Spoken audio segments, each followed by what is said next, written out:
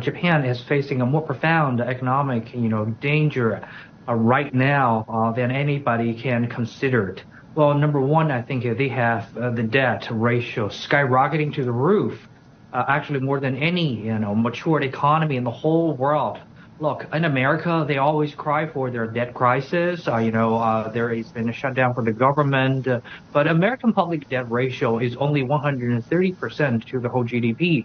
But if you take a look at Japan, Japan's, debt ratio is more than 265%, which is double the size of the America and far, far, far more higher than the European Union, far, far, far more than China and other large economies. That's for one thing. Another thing is that in Japan, you're seeing the very volatile currency exchange ratio against the major currencies of the whole world. That's one of the reasons why you've been seeing, even though American nominal GDP has been growing, but their real GDP has been shrinking, especially for the real income for, ordinary families are feeling very, very cold. People are just feeling all the prices getting more and more expensive.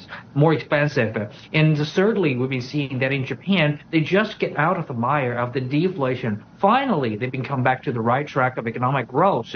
But this kind of the urgent and the large scale of this helicopter money make the whole situation get worse from the previous administration to the Takaichi administration. They tried to dump more of the liquidity they can, suffer into the whole market. And right now they've been seeing the continuous inflation has been taking over, the deflation. So that is also very, very bad. So they've been jumping from the two extreme, deflation and inflation, but instead of have this stability. And last but not least, we have all this kind of turbulence of the economy, not only by the whole nation. Well, if you get the whole nation rich or whole nation poor, that's probably not the best, not the worst problem you have. The worst problem is that in this kind of a jumpy economy, you have a very, very little few of people getting rich and richer, every day. Just take a look at the Nikkei index and who owns those large companies, those chaebols. But also 99% of the Japanese companies and more than 90% of the SMEs,